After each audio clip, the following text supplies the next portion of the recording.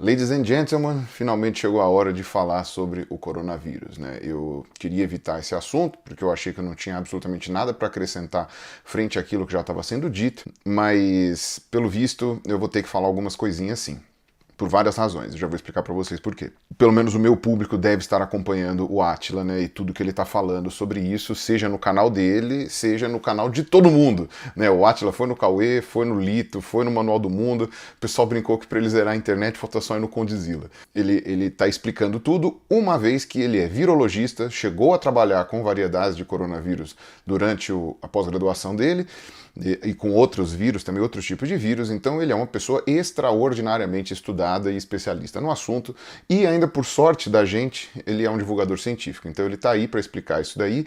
Não é sempre que a maior polêmica da humanidade é exatamente a sua área de trabalho, então a gente tem que aproveitar muito o Átila, porque ele está ajudando demais, ele está fazendo atualizações diárias no Instagram dele, tem um grupo de Telegram que ele está atualizando, colocando os vídeos e contatos, e eu vou deixar aqui embaixo também, né, o número desse grupo do Telegram para vocês seguirem e ficarem atualizados, etc. Então, no caso, ele é a melhor fonte de informação que vocês podem ter. Porém, como os públicos do YouTube não são obrigatoriamente todos sobrepostos, né, ainda que eu acredite que, sei lá, 90% das pessoas que me assistem também assistam ao Átila, ou ao Nerdologia pelo menos, então eu achei melhor eu fazer algumas explicações aqui em redundância, tá? Inclusive falei com o Átila, estava falando com o Átila agora mesmo aqui no Telegram, para ver se eu consigo pegar mais pessoas nessa onda, porque é importante essas mensagens serem transmitidas com o maior grau de fidedignidade possível, uma vez que está se espalhando muita fake news por aí, e inclusive eu estou tendo que lidar com elas, com a minha própria família, o que não está sendo muito fácil, tá? Basicamente, o que acontece? O coronavírus não é um vírus de alta letalidade.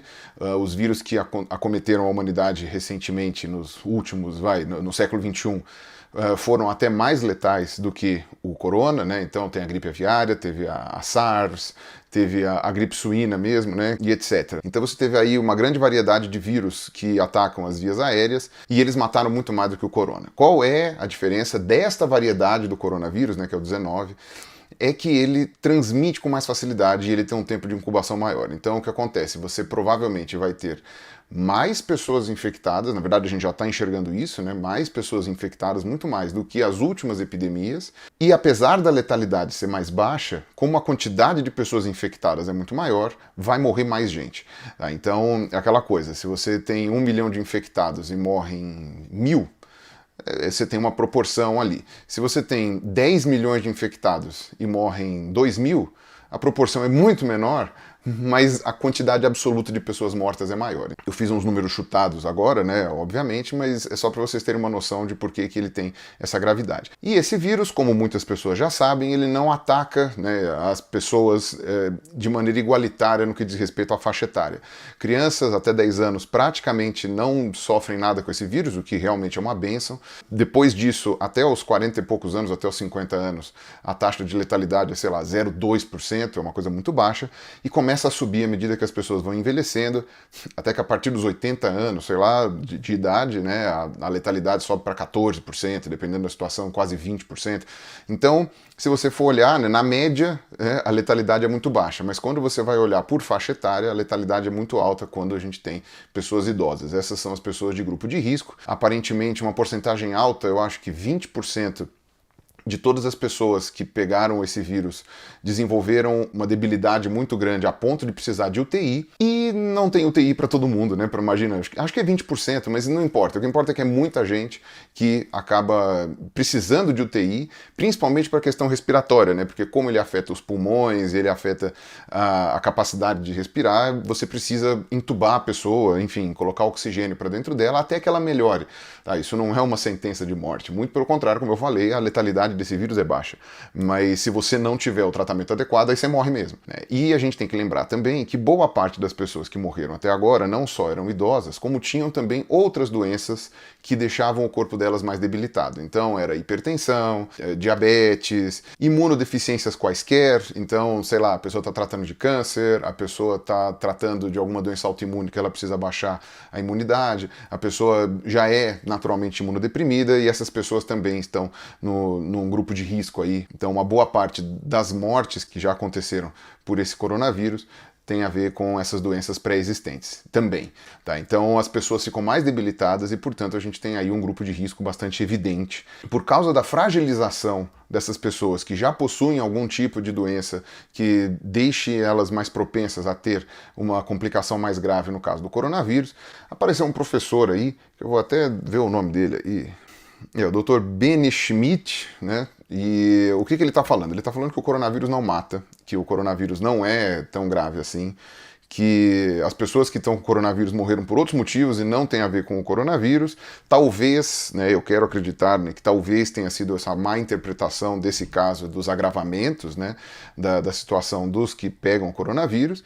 E ele disse que isso daí é uma teoria da conspiração, né, ou da China, que a China implementou isso daí, esse tipo de coisa, enfim, sabe, tá batendo pino. E depois o pessoal, obviamente, da divulgação científica e outras pessoas envolvidas ficaram com muita preocupação, porque esse cara começou a ser compartilhado em todos os grupos de WhatsApp, né? Como ele é um senhor de idade, ele vem dando carteirada e uma série de coisas, ele acaba convencendo exatamente as pessoas mais vulneráveis a isso, que são as pessoas de mais idade também, de idade parecida com a dele, que também são os principais grupos de risco dessa doença. São os que têm maior chance de morrer ou de ter complicações sérias. E foram atrás, né? Puxaram a capivara do cara e ele é um picareta contumaz, sabe? Já foi até demitido por justa causa da Unifesp. A Escola Paulista de Medicina é da Unifesp, então eu não sei como é que ele ainda tá lá, ou se ele mentiu ou dizer que tá lá, mas eu acho que não. Então eu não sei se você pode ser demitido por justa causa com relação ao concurso e depois ser contratado por outros procedimentos, eu não sei. Enfim, já é bastante conhecido por soltar essas pérolas, meio que ele é o Ricardo Felício lá, vai, da medicina, é um exemplo, vai querer dizer algo nesse sentido. Então, bom, esse cara é um filho da puta e foram falar com os médicos lá e com as pessoas envolvidas lá, os outros docentes, e eles falaram que eles não vão tomar atitude nenhuma contra esse cara, não vão citar o nome dele, não vão falar nada, né, desse Benny Schmidt aí, por um corporativismo irresponsável também deles, né, e soltaram uma nota que, enfim, é inócua, né, uma nota inócua dizendo que a Escola Paulista de Medicina, a Unifesp, etc., disponibilizou no site deles, eu vou deixar também linkado aqui embaixo, as condutas que devem ser tomadas no caso do coronavírus e o que você deve fazer, o que não precisa fazer e etc. Tá? Ou seja, reforçando que o coronavírus é sim uma doença grave, mas em nenhum momento citando esse professor que, como ele vem dando carteirada dizendo que é da Unifesp, dá a entender que a Unifesp está endossando o que ele está falando e que esse é o ponto de vista oficial da Unifesp. Então, quer dizer, já que esses médicos corporativistas estão tomando essa atitude absurdamente irresponsável, né, esses professores da Unifesp, né, que vai custar caro para eles, então essa porcaria desse corporativismo tem que ter limite, então são irresponsáveis sim, tão irresponsáveis quanto esse professor de merda que tá falando esse monte de bosta que vai matar velhinho. Isso é uma coisa muito séria, que precisa ser colocada, tá? E, enfim, eu talvez seja a melhor pessoa para falar esse tipo de coisa, né? Porque é um peido pra quem tá cagado, né? Eu já falo tanta coisa na internet que já, enfim, já queimou meus barcos há muito tempo. Não custa nada falar mais uma que é bastante séria que vocês precisam ouvir com todas as letras, tá? Vocês e os professores e essas pessoas envolvidas e se bobear esse próprio velho maldito aí. Então não acreditem nesse cara. Se vocês receberem essas mensagens, esse vídeo, como eu fiz com os meus familiares mais idosos que passaram essa mensagem pra mim, a função de vocês é descredibilizar esse cara, não é uma pessoa confiável, e passar os links e os vídeos das pessoas confiáveis. Hoje, pelo menos, eu recebi um áudio de um professor do INCOR, né, um médico do INCOR, falando de maneira correta exatamente aquilo que o mundo inteiro já sabe, que esse coronavírus requer cuidados e a gente precisa tomar algumas precauções. O que está acontecendo agora, tá, nessa etapa? Que agora o Brasil já está com um monte de casos, enfim, provavelmente o Brasil vai escalonar muito rápido, pelo menos as grandes capitais, né, São Paulo, Rio de Janeiro, etc., vai escalonar muito rápido, porque a gente não tem noção de quantos estão infectados, tem 14 dias de incubação e todas essas coisas assim, às vezes sem sintomas. Então, com quase toda certeza, agora, nas próximas 2 semanas, vai acontecer a mesma coisa que aconteceu na Itália, talvez não com a mesma intensidade, mas com certeza uma coisa galopante. Como também está acontecendo nos Estados Unidos, aqui onde eu estou, que também não está nem um pouco fácil. E ontem, né, que teve o pronunciamento do Trump, a coisa, enfim, tomou as proporções que deveria ter tomado. O Trump, que 2 semanas atrás estava dizendo que é uma coisa boba, isso não vai passar e tal, não sei o quê. Então já percebeu que não é. O Brasil provavelmente também teria tomado essas atitudes completamente irresponsáveis de não fazer nada a respeito, se não tivesse atingido próprias pessoas de dentro do governo, né? Aquele cara lá do Secretaria de sei lá o que lá, que também é outro picareta, pegou. Há a chance do Bolsonaro também ter contraído o coronavírus. Depois, provavelmente quando sair esse vídeo já vai ter uma confirmação ou não. Talvez o próprio Trump, né? Porque depende de como. É provável que eles tenham pego esse coronavírus vindo, né?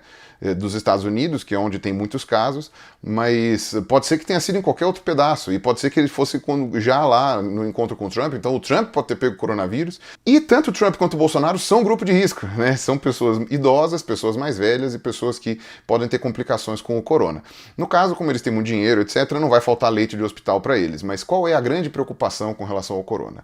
Assim como aconteceu com a SARS, com a gripe suína, com a gripe aviária, etc., esse vírus vai ser incorporado na humanidade, vai se distribuir pela população e vai virar uma gripe comum. Tá, como, enfim, as outras gripes também. Só que como ele é novo e a gente tem poucos anticorpos para esse tipo de vírus ainda circulando na população, você tem esse choque inicial, né, de quando as pessoas entram em contato, que são eventualmente sintomas muito mais graves do que uma gripe comum, ou mais prolongados, ou no caso que requerem cuidados especiais, né? Afinal de contas, idosos morrem bastante de gripe normal mesmo, né? Então, o coronavírus, enfim, ele só é um pouco mais agressivo nesse sentido. Mas quando ele acalmar, no sentido de já estar distribuído pela população mundial e as pessoas já terem desenvolvido anticorpos para isso, eventualmente ter alguma vacina e coisas assim, vai voltar e vai virar uma gripe comum. Isso é calculado que nos próximos meses, tipo 4, 5, 6 meses, até o final do ano, já aconteceu. O grande problema não é as pessoas serem infectadas nesse sentido, porque isso vai acontecer de qualquer jeito, tá? Conter o avanço desse vírus é impossível. Enfim, isso foi um teste, uma prova de como que a humanidade está preparada para lidar com possíveis infecções. Imagina se fosse uma doença muito mais grave, que demorasse muito mais tempo para incubar. Acabou a humanidade, né? Planeta dos macacos. Acabou porque fomos completamente incompetentes para resolver esse problema. Menos a China, eu já vou falar disso. Só que qual é o problema desse processo em que o vírus vai acabar atingindo a humanidade toda? Esse problema é a velocidade em que isso pode acontecer e a quantidade de pessoas ao mesmo tempo que ele pode atingir. Por quê? Porque nós não temos capacidade hospitalar para atender um número de, sei lá, 20% de pessoas, né? Lembrando que eu não estou com tanta certeza desse valor, mas eu lembro que era um valor parecido, 20% de pessoas que vão precisar de UTI, e outras porcentagens que vão precisar de uma internação, ainda que não precise ser uma UTI, vão precisar de hospitais. A gente não tem essa capacidade, ela não existe, tá, em nenhum país. Aqui nos Estados Unidos, porque toda a rede é privada, e aí você tem toda uma questão de custos e etc. Lá no Brasil, porque você não tem realmente quantidade de leitos, nem na rede pública, nem na rede privada. Ou seja, se esse vírus escalonar com uma velocidade muito grande, o maior ricaço, o pica das galáxias, vai chegar no Sírio-Libanês e não vai ter leito. Não vai ter leito, tá? Os caras vão ter que chegar e falar assim: olha, senhor Abílio Diniz, desculpa, mas a gente está atendendo outros milionários aqui e não tem leito para o senhor. Claro, o Abílio Diniz pode montar uma UTI na casa dele, mas o que eu estou falando é, a gente não tem capacidade hospitalar para isso. Então o que precisa ser feito é fazer com que as pessoas se contaminem ou entrem em contato com o vírus de maneira mais paulatina possível. Que já que tem 4, 6 meses aí, que seja aos pouquinhos, para não superlotar as unidades de tratamento intensivo e nem os hospitais em si. Porque isso vai ser algo extremamente complicado e aí sim vai morrer bastante gente, porque muitas pessoas vão ficar sem tratamento. Então é por isso que está rolando essas fases de mitigação das pessoas ficarem em casa, ficarem confinadas, que nem estão fazendo na Itália, que nem fizeram na China. A China foi um exemplo de contenção. Primeiro porque para um país de 1,5 bilhão de pessoas, a quantidade de pessoas infectadas até que foi bastante razoável de baixa, né? Segundo que começou a pipocar em várias cidades, eles conseguiram, depois de um tempo, óbvio, até acho que 2 semanas atrás ainda estava crescendo o número, porque como são 14 dias de incubação, você nunca sabe quantas pessoas já foram contaminadas, mas conseguiram conter o avanço do crescimento. A China agora já faz alguns dias está diminuindo a quantidade de pessoas infectadas, 70%, acho, ou 60% já se curaram, né, do vírus, já voltaram para suas casas, e a China provavelmente em breve já vai voltar à atividade normal, talvez não a cidade de Wuhan e províncias próximas, mas em outros lugares é possível que já volte à normalidade. E a China, vamos ser honestos, né? Os caras construíram hospitais em, sei lá, uma semana. Os caras construíram hospitais com não sei quantos leitos, com um monte de coisa. Quero ver que governo que faz isso, né? E eu não estou aqui puxando o saco da China, não estou entrando aqui no mérito de esquerda e direita, porque, enfim, a China é um regime autoritário, é um regime fechado, é aquele monte de coisa, tal, é só o Partido Comunista. Mas verdade seja dita, justiça seja feita, os caras conseguiram fazer um negócio extraordinário, tendo em conta o tamanho do país, tendo em conta a quantidade de pessoas que eles têm, o fato dos chineses viverem muito aglomerados nas cidades e serem muitos em quantidade. Então, quer dizer, a gente tem que dar a César o que é de César, né? Os caras mandaram bem, ainda que o mundo inteiro tenha gerado esse medo dos chineses, né? Ficou aquele medo de, não sei o quê. Mesma coisa quando teve os ataques do 11 de setembro, que qualquer árabe é terrorista. No caso agora, qualquer chinês é portador de doenças e etc. Sendo que a gente ainda estava para descobrir quais eram os animais que tinham feito essa transmissão. A gente sabe que na China há um tráfico, né, de animais selvagens ali, enfim, para vários fins, inclusive pela medicina tradicional chinesa, e isso acaba gerando a facilitação desses vetores aparecerem. Mas não é só a China, todos os países lá da Indochina, países ali do Oceano Pacífico, enfim, tem vários lugares, e vale lembrar também que boa parte dos vírus que a gente tem circulando na humanidade desde sempre tem a ver com domesticação de vaca, porco, galinha, e aqui a maior parte das pessoas que estão me assistindo, se não for vegana, come vaca, porco, galinha. Então eu acho que não é mais hora de ficar julgando os chineses, tá? E nem de ficar fazendo preconceito com os chineses, até porque os chineses que já estão no Brasil ou em outros países não necessariamente estão em contato com os chineses lá da China. E mesmo assim, o governo da China tomou uma atitude que, a meu ver, devia ter sido tomada desde sempre, que é proibir o comércio desses animais silvestres, né?